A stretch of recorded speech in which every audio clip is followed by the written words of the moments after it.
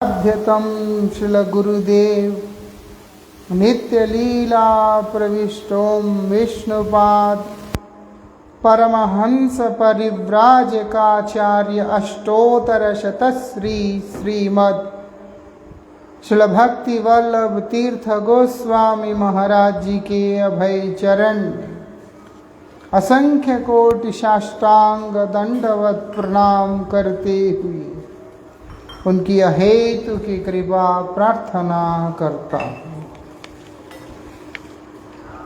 यहाँ पर श्री प्रेम भक्ति चंद्रिका के ऊपर हम लोग पुनः चर्चा कर रहे हैं। इस ग्रंथ को आगे कीर्तन करना आरंभ किया था, लेकिन एक स्थान में नियमित रूप से ना रह पाने के कारण इसको ठीक से हम लोग कीर्तन नहीं कर पाए। इसीलिए जहाँ पिछले बार हम लोगों ने विश्राम दिया था वहीं से अब आगे जा रहे हैं। श्रील नरोत्तम दास ठाकुर महाशय यहाँ पर बतलाते हैं, वो बोलते हैं साधु संग कृष्ण सेवा ना पूजी वो देवी देवा। अन्य देवी देवताओं की उपासना नहीं करूँगा। इसका मतलब, इसका अभिप्राय ये नहीं निकलता है कि उनको अन्य देवी देवता की उपासना से कोई आपत्ति है। इष्ट की सेवा करते करते इस प्रकार से उस सेवा में आविष्ट हैं, ऐसी अनन्यता के साथ सेवा करने लगते हैं कि उनको और किसी तत्व आराध्य अनुभव ही नहीं होता है। ऐसा तो इसी प्रकार से यहाँ पर बता रहे थे, साधु संग में रहकर कृष्ण सेवा करना है। ऐसा साधु संग में ना रहने पर कभी भी कृष्ण सेवा नहीं हो सकता है।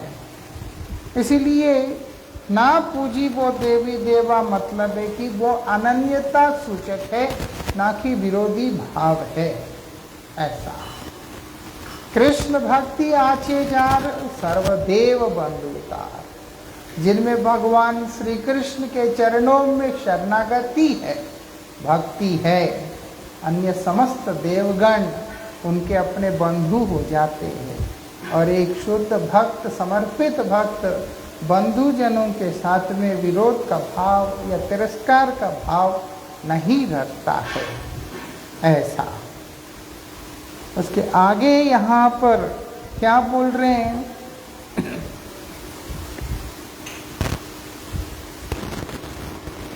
यही भक्ति परम कारण, अर्थात क्या है, ज्ञान कर्म से युक्त जितने भी इतर अभिलाषाओं को त्याग कर, देव देवताओं की आराधना को त्याग कर, सत्संग में रहते हुए शरीर मन वाणी के द्वारा निरंतर जो परम पुरुषार्थ, चरम पुरुषार्थ भगवत प्रेम है, वो बोलते हैं उसका जो मूल कारण ये भक्ति है। ऐसे साधक को मान के चलना होगा। ऐसा आगे क्या बतलाते हैं, महाजनेर जयी पथ ताते होगु अनुरत, पूर्व पर करिय विचार, साधन स्मरण लीला, इहाते न करो हेला, काय मने करिय सुस्तार। श्रील नरोत्तम दास ठाकुर जी महाराज यहाँ पर बतला रहे हैं, बोलते हैं प्रेम प्राप्ति का, वो बोलते हैं परम जो कारण है अथवा उपाय, वो क्या है, महाजनेर जयी पद, यही कारण है और कोई कारण हो ही नहीं सकता। इसलिए बोलते ताते हो अनुरक्त, उसी में आसक्त होना होगा, ऐसे बता रहे थे। महाजनों के अनगत्य में क्या बोलते हैं यहाँ पर, गौड़ीय वैष्णवों का मतलब रूपानुग भक्तों का, जो रागानुग भक्ति का जो सिद्धांत है, भजन प्रणाली, उसके बारे में यहाँ पर बता रहे हैं। ऐसा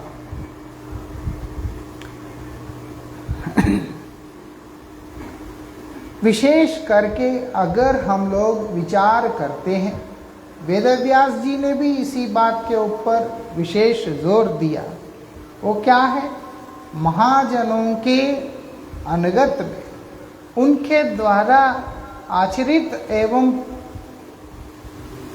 प्रकाशित जो पथ है, उसके प्रति अगर हम लोग आसक्ति रखते हैं तो वो सबसे सुगम और आपदा रहित मार्ग होकर के हमारे लिए आगे लेके जाता है। ऐसा वो निरापद मार्ग है। मतलब कोई कोई रास्ते ऐसे होते हैं जिसके अंदर खड्डे होते हैं, कुछ होता है, बहुत तरह के तकलीफ जरूर रहता है, लेकिन महाजनों का जो पथ है उसके बीच में किसी भी प्रकार का कोई भी तकलीफ होता ही नहीं है, कोई मुसीबत होता नहीं है, अवरोध नहीं होते हैं, विघ्न नहीं आते हैं, ऐसा बताया। तर्कोह प्रतिष्ठा श्रुतयो विभिन्ना नाशा वृषीर्णस्य मतम न भिन्नम धर्मस्य तत्वं निहितं गुहायं महाजनो येन गतः सपन्था। ऐसा ये महाभारत में इसके बारे में बताया। ऐसा जब यक्ष ने पूछा युधिष्ठिर महाराज से, तब युधिष्ठिर महाराज बहुत सारे प्रश्न किया यक्ष ने, है ना। उनके चारों भाई पानी पीने के लिए जाते हैं, मूर्छित होकर गिर जाते हैं। युधिष्ठिर महाराज जब वहाँ जाते हैं तो यक्ष के रूप में आकर उनसे पूछा जाता है कि प्रश्न करूँगा, पहले उसका उत्तर दो। बोले ठीक है, पूछ लो। तब उन्होंने पूछा, क्या बोलते हैं वहाँ पर, वो बोलते हैं मार्ग कौन सा सर्वश्रेष्ठ है, सर्वोत्तम मार्ग कौन सा है। तब वहाँ पर युधिष्ठिर महाराज उत्तर दे रहे हैं, वो बोलते हैं तर्क के द्वारा तत्व की स्थापना कभी भी नहीं किया जा सकता है। तर्कोह प्रतिष्ठा, तर्क के द्वारा अगर आप सोचते हो कि आप कोई सिद्धांत की स्थापना कर सकते हो, वो संभव नहीं है, क्योंकि ऐसे कोई तार्किक जो आएगा आपके तर्क को काटकर अपने सिद्धांत को वहाँ पर स्थापित कर देगा, तो फिर आपके तर्क का कोई मूल्य रह नहीं जाता है। ऐसा इसीलिए बोलते हैं तर्क के ऊपर जब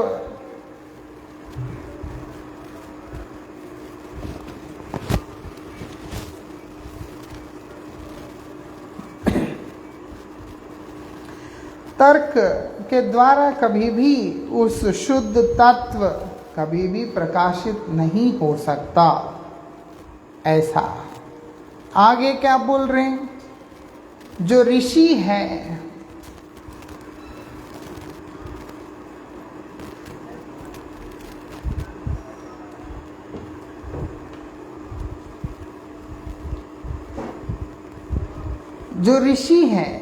वो लोगों का भी क्या है, उनके जो मत है वो भी एक के साथ दूसरे का मिलता नहीं। ऋषियों का मत भी भिन्न भिन्न मत होने के कारण एक सिद्धांत का निरूपण वहाँ पे भी नहीं हो सकता। ऐसा जो यथार्थ जो धर्म है, जो तत्व है, वो बहुत गंभीर है, बहुत गहरा है, उसको तर्क के द्वारा अलग अलग मतों के द्वारा कभी भी स्थापना किया नहीं जा सकता है। तो फिर क्या है? वो बोलते हैं महाजनों ने जिस साधना के पथ को स्वीकार करके, जिस साधना के पथ पे चलकर अपने अभीष्ट वस्तु को प्राप्त किया है, ऐसा। और बोलते हैं न केवल प्राप्त किया, उसको प्राप्त करने के लिए एक मार्ग भी जगत के लिए बना करके दिया। उसी मार्ग पे चलने से निरापद रूप से हम लोग उस अभिष्ट वस्तु को प्राप्त कर सकेंगे, ऐसा। वही एकमात्र उपाय है, ऐसे यहाँ पर बता रहे हैं। इसलिए बोला महाजन गतस्येन पंथ। महाजनों ने जिस रास्ते के ऊपर गए, और वो जो गए हैं वो गुणातीत मार्ग है, इसलिए उनके द्वारा किए जाने वाला साधन, यद्यपि वो एक साधारण व्यक्ति के लिए साधन भक्ति की तरह दिखलाई देने पर भी मूल में वो राग भक्ति है। वो मूल के अंदर वो क्या है? वो राग मार्ग है। जो बद्धावस्था में बैठा हुआ एक साधक, उसके लिए वो साधन भक्ति का अंग अवश्य ही हो सकता है, लेकिन महाजनों के लिए वो उनकी उपलब्धि का मार्ग है। इस कारण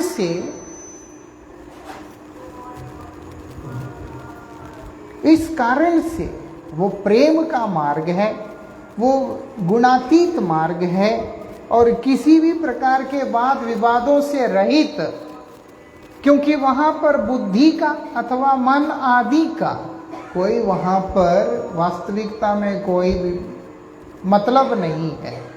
वो शुद्ध रूप से उस महत्पुरुष का अंतःकरण भगवत पाद पद्म में प्रविष्ट होने पर जो उपलब्धियां उन्होंने की हैं, उसी उपलब्धियों का वो मार्ग है, ऐसा।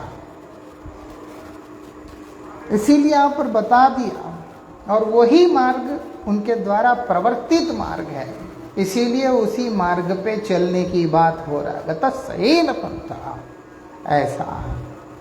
महाजनों द्वारा आचरित और प्रवर्तित साधन पथ में ही हम लोगों को क्या होना चाहिए? आसक्ति दिखलाना चाहिए। इसके अलावा और कोई उपाय लेकर के चलने पर लाभ नहीं होगा, ऐसे महाभारत में भी बता दिया। इसीलिए श्री नरोत्तम दास ठाकुर बतला रहे हैं, महाजनेर जयी पथ तते हो अनुरक्त।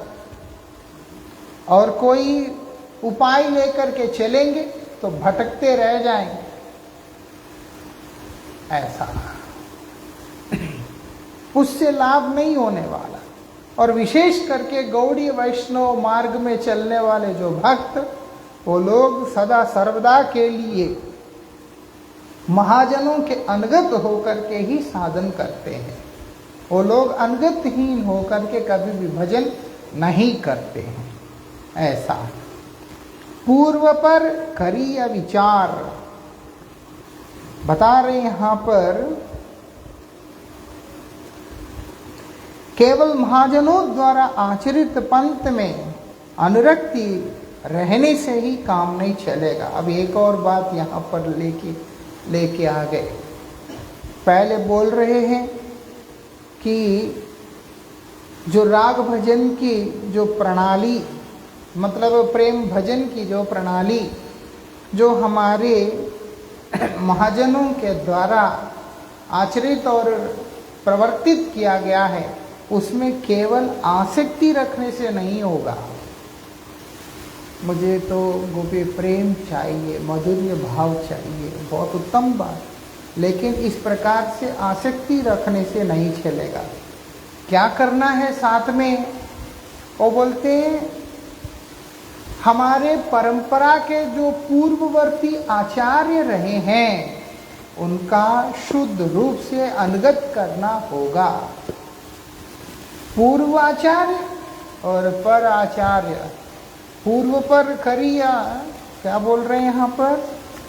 पूर्व पर करिय विचार, मतलब जो पूर्व आचार्य है और जो पर आचार्य है,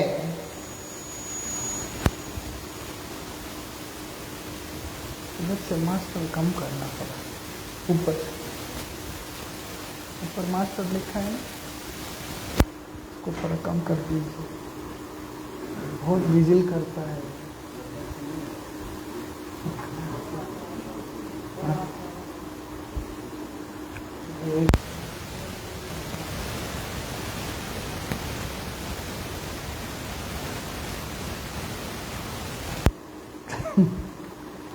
तो यहाँ पर इसी बात को बतला रहे हैं। ये क्या है? यहाँ विचार दे रहे हैं महाप्रभु के पूर्व और महाप्रभु के बाद, दोनों को विचार करने की बात हो रहा है। पर मतलब बाद के, हमारे बाद के थोड़े ही बात हो रहा है। यहाँ विचार चल रहा है श्री चैतन्य महाप्रभु के बाद के और उनके पहले के, क्योंकि महाप्रभु प्रेमावतारी है। महाप्रभु स्वयं कृष्ण प्रेम दान करने के लिए इस जगत में अवतीर्ण है। तो इसीलिए महाप्रभु के द्वारा बाद में और महाप्रभु के पूर्व में जो आचार्य गण हैं विचार करने के लिए बोल रहे हैं। तो इसीलिए यहाँ क्या बताया, बोलते केवल आसक्ति रखने से नहीं होगा, हम लोगों को क्या होना होगा? महाजनों के पूर्ण रूप से अनुगत करते हुए भजन करना होगा। अनुगत के बिना कभी भी भजन नहीं हो सकता है। और ये भी दो प्रकार से करना होगा, एक साधन अवस्था में, एक सिद्ध अवस्था में। ऐसा इसलिए सिद्ध देह दिया वृंदावन माजे, सेवामृत कर दान करके सिद्ध देह मेरा आप प्रदान कीजिए। जब इस जगत में प्रकट अवस्था में है तो अपनी उस सिद्ध देह का द्वारा मानसी सेवा श्री राधिका के, ललितादि सखियों के, रूप मंजरी आदि सखियों के अनुगत में करने के लिए बतला रहे हैं। श्री चैतन्य महाप्रभु ने स्वयं स्वरूप रघुनाथ दास गोस्वामी को भी यह शिक्षा देते हुए कहा, ब्रजे मानसी सेवा कोरिवे, ग्राम्य कथा न कहिवे न सुनिवे काने, भालो ना पोरिवे भालो ना खाइवे। ये सब बोलते बोलते शेष में उन्होंने बोला, ब्रजे राधा कृष्ण मानसी सेवा कोरिवे, कि ब्रज के अंदर राधा कृष्ण की सेवा मानसी कोरिवे बोला, वहां पर मानसिक सेवा निरंतर करते रहना। यहाँ पर भी यही बोल रहे हैं, लेकिन मानसिक सेवा कल्पना के द्वारा करने के लिए हमारे आचार्य हमें बतला नहीं रहे।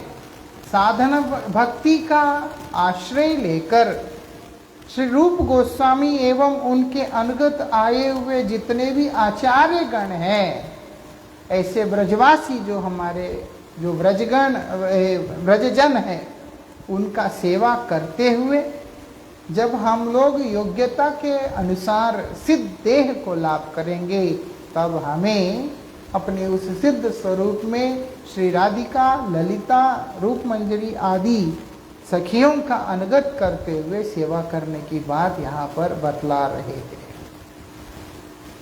ऐसा गुरुजी से एक बार गुरुजी का फोटो ले रहा था कलकत्ता मठ में। गुरुजी बैठे हुए थे कमरे में अपना, 2004 में जो गुरुजी बैठे हुए थे कमरे में, मैं गया कमरे में। हमको तो कैमरे से क्लिक करने का शौक है। अब फ्लैश आता है क्या आता है ये सब तो पता नहीं, फट करके क्लिक कर दिया तो गुरुजी के रूम में ऐसा हुआ कि जैसे लाइट कोई फ्यूज उड़ गया टाइप में फ्लैश आ गया। तो गुरुजी ऐसे मुड़ के देखे थे क्या हो रहा है। जब गुरुजी देख रहे थे, मैं कैमरा पकड़ के खड़ा था, तो गुरुजी ने तो हंसना ही था, मुस्कुरा दिया और 1-2 क्लिक्स ले लिया। तब गुरुजी मुझे बोलते हैं, यहाँ का लिया ऐसा। तो जो यहाँ का जो बात बोल रहे हैं वो उनका उसी स्वरूप की बात कह रहे हैं। बद्री को कहाँ दिखेगा ऐसा, लेकिन वो इशारा कर रहे हैं यहाँ की बात ऐसी। और इसलिए वो अपने अंतःकरण से, अपने उस सिद्ध देह से ललितादि सखियों का सेवा में निरंतर रहते हैं अपराकृत जगत में। और इस जगत के अंदर श्री रूप गोस्वामी एवं उनके अनगत धारा में आए हुए जो हमारे गुरुवर्ग गण है, उनकी सेवा भी करते हुए भी दिखलाई पड़ते हैं। श्रील भारती महाराज जी से भी यही बात रिपीट हुआ था। चंडीगढ़ में वो जब तुलसी जी को जल देने जा रहे थे अपने कमरे से, महाराज बोलते इतने सारे फोटोज लेता है, क्या रील नहीं खत्म होता है? मैं बोला हमारी आजकल सब डिजिटल है, रील तो होता नहीं। तो उसको बोलो यहाँ का फोटो लेगा। मैं बोला वहाँ का फोटो कैसे लेगा? वही तो बोल के हंस के महाराज चले गए। तो जितने भी ऐसे महापुरुष गण होते हैं, ये वो इशारा करके बतलाते हैं कि देखो सिर्फ जो देख रहे हो उतना तक सीमित नहीं है, उसके अलावा भी बहुत कुछ है। यहाँ पर यही बात बोल रहा है, अनुगत करना पड़ेगा, अन्यथा वो चीज कभी भी उपलब्धि में नहीं आएगा। बोलते हैं जो अपने अभीष्ट भाव में डूबे हुए, उनका अभीष्ट भाव जो 5 प्रकार के भावों के अंतर्गत जो भाव में वो प्रतिष्ठित है अथवा जिस भाव में उनका आसक्ति है, गौड़ीय वैष्णव जो कि श्री चैतन्य महाप्रभु के धारा में आए हुए हैं, और वही महाप्रभु तमाम रसों को देने के बावजूद भी मुख्य रूप से श्री राधिका के भाव को देने के लिए ही आए हैं, कांत भाव को देने के लिए ही आए हैं। इसलिए गौड़ीय वैष्णवों की जो साधन प्रणाली की जो प्राधान्यता है वो कांत रस के ऊपर ही है। लेकिन स्वाभीष्ट भाव मतलब उनके अभीष्ट भाव है, मतलब जो आचार्य का जो भाव के अंदर उनका आसक्ति है, जिसमें वो प्रतिष्ठित हैं और जो उस रस में डूबे हुए हैं, ऐसे जो महाजनों का अनुगत करते हुए आश्रय लेकर यथा योग्य उनका सेवा करने का विचार यहाँ पर दे रहे हैं। महाजनेर जयी पथ ताते हो अनुरक्त, इसका मतलब ये नहीं कि सिर्फ कांतरस के रसिक भक्तों की बात हो रहा है, ऐसा इसमें स्वाभीष्ट भाव है। जो भी महाजन का उनका अपना अभीष्ट भाव है, वो बोलते हैं उसके अंदर वो प्रतिष्ठित है। और साधक को क्या करना होगा, उनको यथा योग्य उनका अनुगत करते हुए, उन महाजनों का अनुगत करते हुए भजन करना होगा। फिर तो हम तो कांत रस चाहते हैं, हो सकता है कि कोई साखी या वात्सल्य रस का भक्त मिल गया, उनका अगर सेवा में रह गए तो बोलते कोई चिंता नहीं है। साधन काल के अंदर, साधना के समय के अंदर जैसे जैसे हमारी साधना का क्रम है, जैसे जैसे हम लोग अपनी साधना में अग्रसर होते जाएंगे, वैसे वैसे जो रस के हम अधिकारी होते हैं, उस रस के रसिक जो महापुरुष हैं, उनका सानिध्य हमको प्राप्त हो जाएगा। ऐसा अब हृदय चैतन्य जो है बाद में हृदयानंद हुआ, गौरीदास पंडित के जो शिष्य हैं वो तो साख्य रस के हैं, लेकिन श्यामानंद प्रभु को जीव गोस्वामी का सानिध्य मिला ही है। ऐसा तो इसी प्रकार से बहुत सारे ऐसे वृत्तांत हैं। यहाँ पर अन्य कोई रस के रसिक होने पे भी जब एक साधक निष्कपटता से उनके श्री चरणों का आश्रय लेकर साधना करने लगता है तो क्या होता है, वो जो रस के अधिकारी होता है वो रस उसको प्राप्त हो जाता। विधिमार्ग रत जने स्वाधीनता रत्नदाने, ऐसा राग मार्गे करान प्रवेश, राग मार्ग के अंदर, उस प्रेम मार्ग के अंदर, उस सेवा मार्ग के अंदर उनका प्रवेश करा दिया जाता है स्वाधीनता रूपी रत्न को दान करके। लेकिन उसके लिए साधक को विधि मार्ग में रत होना होगा। विधि मार्ग में अगर उदासीन होकर के चलता है, विधि मार्ग की उदासीनता कभी भी राग मार्ग में प्रवेश पाने का अधिकार प्रदान नहीं करता है। ऐसा है, इसलिए यहां पर बताया पूर्व महाजन और पर महाजन का विचार कर उन्हीं महाजनों का अनुगत्य में यथायोग्य भजन करें, ऐसे बता रहे हैं। श्री विश्वनाथ चक्रवर्ती ठाकुर इसके ऊपर अपने व्याख्यान देते हुए बोला, क्या बोलते हैं,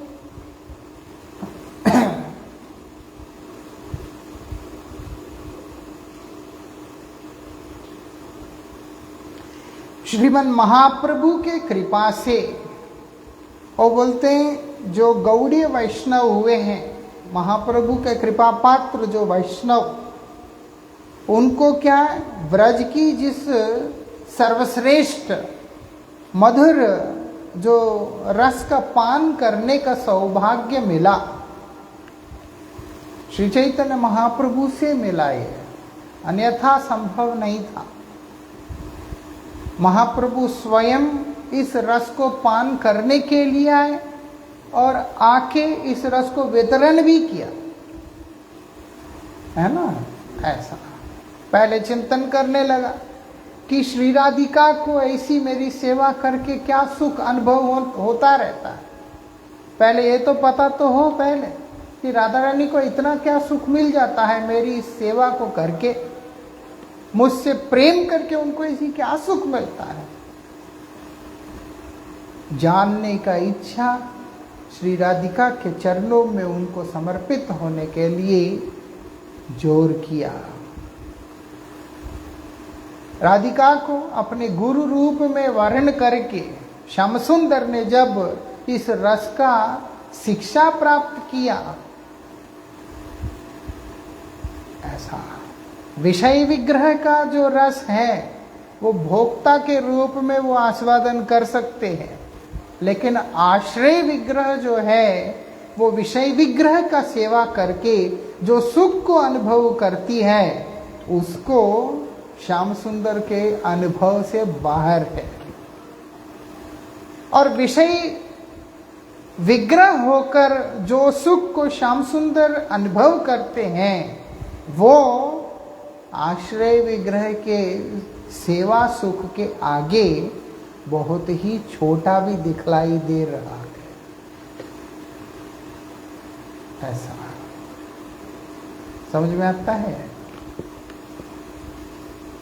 कृष्ण विषय है, राधिका आश्रय है।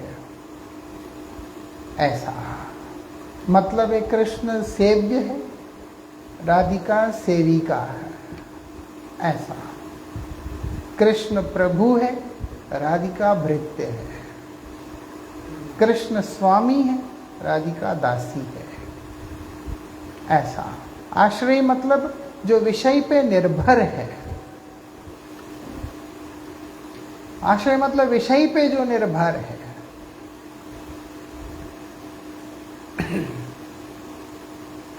और यहाँ पर कृष्ण विषय होते हुए भी आश्रय पे निर्भर हो रहे हैं, ये विशेषता है। क्यों? क्योंकि प्रेम की प्रगाढ़ता ही ऐसा है, प्रेम की उत्कर्षता ऐसा, श्रेष्ठता ऐसा है कि श्याम सुंदर जो है वो उनके भाव के कारण उनका आश्रय ग्रहण कर रहे हैं।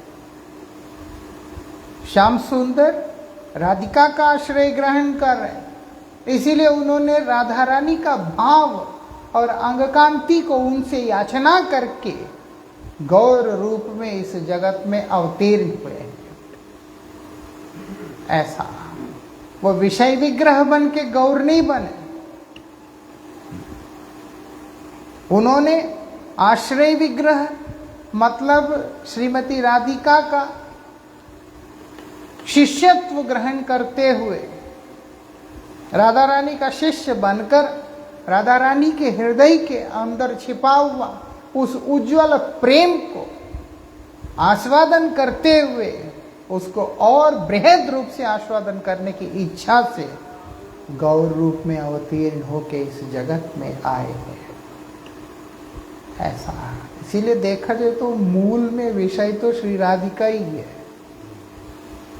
दिखलाई देता है कि कृष्ण विषय है, विषय होने से क्या है? जब वो विषय आश्रय पे निर्भर है तो वो आश्रय ही विषय हुआ। इसलिए श्री राधिका वास्तविकता में स्वामिनी है और राधिका के अनगत में ही सब कुछ है।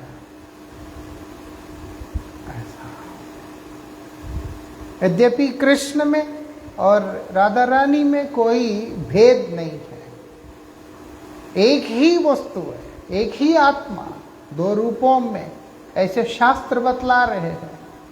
जो राधिका है वही कृष्ण है, जो कृष्ण है वही राधिका, अंतर नहीं है। लेकिन वही कृष्ण अपने आप को जब विस्तार किया, उनके अंदर की अनंत शक्तियों में से जो प्रधान शक्ति है, आह्लादिनी शक्ति, वो श्रीमती राधिका बन करके प्रकट हुई है कृष्ण सेवा के लिए। कृष्ण सेवा के लिए सेवा करते करते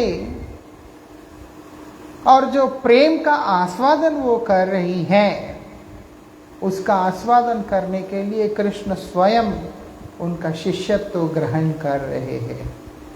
इसलिए श्री चैतन्य महाप्रभु प्रेमावतारी है।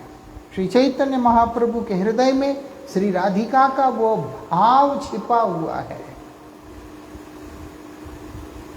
ऐसा राधिका का भाव कृष्ण महाप्रभु के अंदर छिपा हुआ है। आप देखेंगे रथ यात्रा के समय भी जगन्नाथ बार बार महाप्रभु को इसी भाव से देख रहे हैं जैसे कि राधा रानी को देख रहे हैं। ऊपर श्याम सुंदर के रूप में, कृष्ण के रूप में रथ में बैठे हैं और नीचे जो कृष्ण है वो राधा रानी के भाव में है, तो श्याम सुंदर उनको उसी भाव में से देख रहे हैं। इसीलिए जब महाप्रभु नृत्य करते हैं, विभोर होकर जगन्नाथ रुक जाते हैं, फिर महाप्रभु पीछे जाके कभी धक्का मारते हैं, कभी इधर से चलते हैं, कभी उधर से चलते हैं। तिरछी नजरों से दोनों एक दूसरे को देख रहे होते हैं पूरा समय। ऐसा वो चलते नहीं है जगन्नाथ, जगन्नाथ पीछे रुक जाते हैं क्योंकि आगे उनको महाप्रभु दिखाई नहीं दे रहे, तो उनको लगा पता नहीं कहाँ है, इस कारण से वो रुक जाते हैं। तो पीछे से महाप्रभु रथ को पीछे से धक्का भी मार रहे हैं। ऐसा श्री राधिका का पूर्ण भाव है कि वृंदावन चलो। ऐसा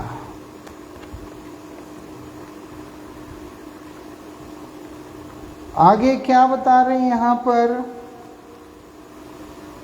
जो सर्वश्रेष्ठ रस है माधुर्य रस, उसका जो पान करने का सौभाग्य मिला, वो बोलते हैं उसी मधुर रस के भजन करने वाले पूर्व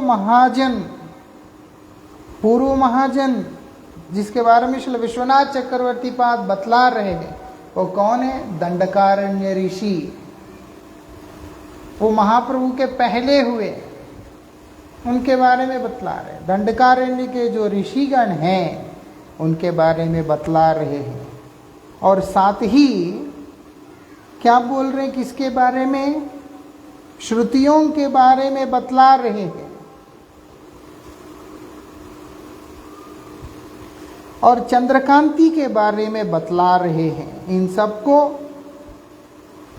श्री कृष्ण को अपने कांत रूप में पाने के लिए लोलुप होकर, लुब्ध होकर, लोभी होकर क्या किया? कांत भाव का आश्रय ग्रहण किया। इतना ही नहीं, ये लोगों ने क्या किया? गोपी जनों का आश्रय लेकर, उनके अनगत में रहकर भजन करते हुए वो लोगों ने क्या किया? भगवान को अपने पति रूप में, कांत के रूप में, प्रियतम के रूप में प्राप्त किया। उनकी प्रेममयी सेवा को प्राप्त किया। ऐसा इसीलिए यहां पर बताया, जैसे दंडकारण्य के ऋषि जितने भी हैं, जब भगवान श्री रामचंद्र दंडकारण्य की ओर आए थे, उनके हृदय में आया कि हम लोग माँ सीता जिस प्रकार से उनकी सेवा कर रही है, ऐसे ही प्रेम सेवा को हम भी प्राप्त करें। वो तो तब संभव नहीं था, तो इसीलिए उनसे कहा कि ये लीला में तो ये संभव नहीं है। उसके बाद अन्य लीला, जब द्वापर के अंदर पूर्ण पुरुषोत्तम कृष्ण अवतीर्ण होंगे, तब आप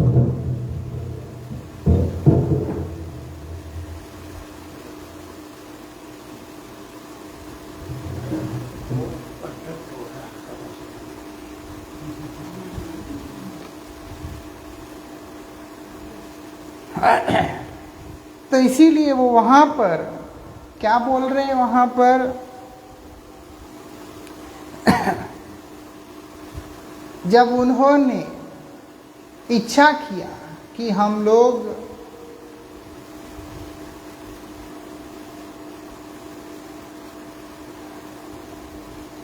श्याम सुंदर का इस प्रकार से सेवा को प्राप्त करना चाहते हैं, तो बाद में वही लोग उसीनरा नाम के देश में जन्म ग्रहण करके, बाद में जब वहाँ ऐसे लीला हुआ भगवान का, जिससे कि वहाँ अकाल इत्यादि पड़ गया, तो इसीलिए वहाँ से ये सारे ऋषि जो कि गोपियों के रूप में जन्म ग्रहण कर चुके हैं, वो लोग सब ब्रज में आकर श्री राधिका का आश्रय लेकर राधा रानी के कृपा से श्याम सुंदर का सेवा को प्राप्त किया। ऐसा, अन्यथा उनको वो प्रेम भक्ति प्राप्त नहीं हो सकता, प्रेम सेवा का प्राप्ति नहीं हो सकता। उन लोगों का मन में इस प्रकार का जो वांछा, वो उनका तब जाकर के पूर्ण हुआ। उन्होंने गोकुल में गोपी रूप में आकर कांत भाव से प्रेम सेवा का अधिकार प्राप्त किया। ऐसा कई तरह के विचार, कुछ व्रज में ही, गोकुल में ही जन्म ग्रहण किया, और कई ऐसे भी हैं जो कि अन्यत्र स्थान से वहाँ पर आकर श्री राधिका का दासत्व करते हुए उन्होंने वहाँ पर उस गोपी प्रेम को, उस कांत भाव की सेवा को उन्होंने प्राप्त किया। जो कुछ हो, यहाँ पर कहने का अभिप्राय है, जब तक श्री राधिका का दासत्व कोई व्यक्ति ग्रहण नहीं करेगा, गोपियों का अनुगत नहीं करेगा, तब तक कभी भी भगवान की रसमयी सेवा, प्रेममयी सेवा प्राप्त नहीं हो सकता है। इसीलिए यहाँ पर बताया, महाजनेर जयी पथ, महाजनों का जो पथ है, महाजन जो आपको इस जागतिक देह में दिखलाई देने पे भी उनका जो सिद्ध देह के साथ में जो सेवा में वो लोग संलग्न हैं, या जिनके अनुगत में वो लोग सेवा में रत है, वो बोलते हैं उन सब का सेवा किए बिना, उनका आश्रय ग्रहण किए बिना कभी भी हम लोग उस उज्ज्वल रस को प्राप्त नहीं कर सकते हैं। आगे की चर्चा हम लोग कल करेंगे। वांछा कल्पतरुभ्यश्च कृपा सिंधु पतितानां पावनेभ्यो वैष्णवेभ्यो